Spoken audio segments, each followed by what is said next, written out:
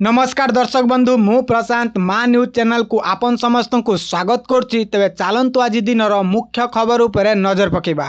दर्शक बंधु पुरी रथयात्रा रे घटिला एक बड़ अघटन। हाँ दर्शक बंधु पुरी श्री क्षेत्र में घटी एक दुखद घटना।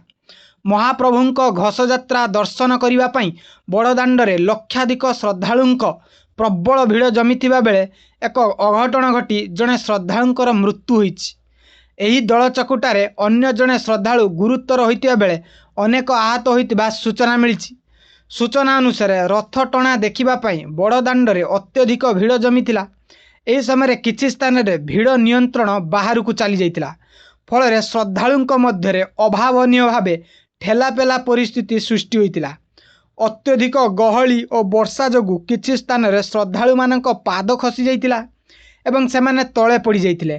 घटनास्थल उपस्थित थिबा पुलिस कर्मचारी और स्वेच्छासेवी माने तुरंत तत्परता प्रकाश करी सेमानकु उद्धार करथिले। आहत और गुरुतर मानकु तुरंत निकटस्थ मुख्य डाक्तरखाना को पठा जाइतिला। तेबे सेटारे जड़े श्रद्धालुंकु डाक्तर मृत घोषणा करिथिबा बेले गुरुतर अवस्था थिबा अन्य जनकर जरूरीकालीन चिकित्सा जारी रहिछि।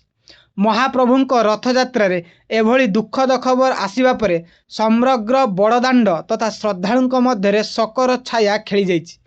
प्रशासन पक्षरु भिड़ नियंत्रण पई व्यापक व्यवस्था करा जाइतिले मध्य एक दुखद घटना समस्तंकु मर्माहत करिछि। एही घटना परे श्रीमंदिर प्रशासन एवं जिला प्रशासन पक्षरु समस्त श्रद्धालुंकु संयमता रक्षा करिबा सह धैर्यर सहित शृंखलित भावे चलप्रचल करने को अनुरोध करा जाइछि। परिस्थिति को नजर रखी बड़दाण्डे सुरक्षा व्यवस्था को पूर्व अपेक्षा अधिक कड़ाकड़ी और सतर्क करा जाइछि। विभिन्न पॉइंट रे अतिरिक्त पुलिस फोर्स मुतयन करा जिबा सह वरिष्ठ अधिकारी माने निजे स्थिति अनुधान करुछंती।